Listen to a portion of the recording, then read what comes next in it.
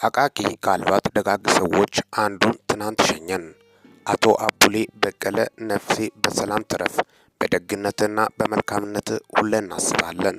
አቶ አቡሌ በቀለ ከአቶ በቀለ ቶሎሳና ከወይዘሮ ጉዶ በዳዳ በቀድሞ አጠራር በሸዋ ክፍለ ሀገር በአዲስ አበባ ከተማ ቀራኒዮ መድኃኔዓለም ቤተክርስቲያን አካባቢ በ1958 ዓ.ም ነበር የተወለዱት። ቤተሰቦቻቸው በስራ ምክንያት የኢትዮጵያ ቃጫ ውጤቶች ፋብሪካ ወደ አቃቂ ከተማ ሲዘዋወር ከቤተሰቦቻቸው ጋር በልጅነታቸው ወደ አቃቂ ከተማ መጥተው አድገዋል።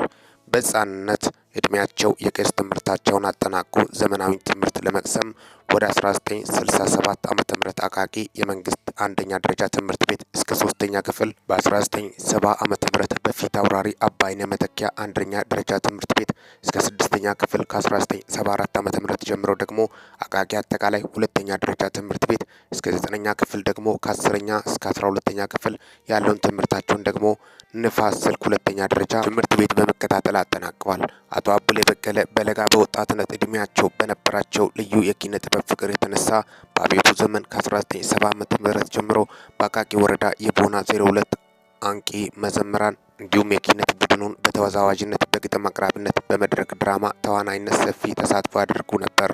በእነዚህ የኪነት ቡድን ውስጥ ገበሬ ማህበርና በአዲስ አበባ ኤክስፖ በነበረው የኪነ ጥበብና የኪነት ቡድንን ጋር የመድረክ ስራዎች ላይ በአስተባባሪነት በተዋናይነት ከፍተኛ ስራ የሰሩ ድንቅ የኪነ ጥበብ ሰው ነበሩ። አቶ አቡሌ በቀለ ከኪነ ጥበብ ባሻገር በነበራቸው የስፖርት ፍቅር በተለያዩ የታዳጊ ወጣቶች ስፖርት አልፎ ለወለጋ ክፍለ ሀገር የእግር ኳስ ቡድን በተጫዋችነት አሳልፈዋል። አቶ አቡሌ በቀለ ራሳቸውንና ቤተሰቦቻቸውን ለመርዳት በ1978 ዓ.ም ጀምሮ በአቃቂ ብረታ ብረት ፋብሪካ በመቀጠር ላለፉት 39 ዓመታት አገልግለዋል። አቶ አቡሌ በቀለ ከስራቸው ጎን ለጎን የማህበራዊ ኃላፊነታቸውን በትጋት የሚወጡ ሰው ነበሩ።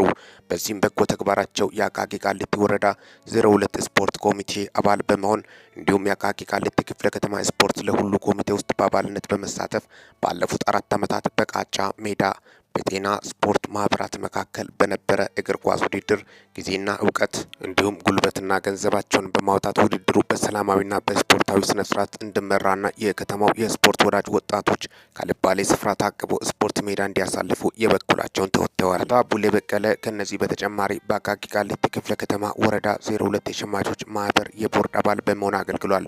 የማህበረሰብ ሰፊ አገልግሎት በታማኝነት አከናውነዋል።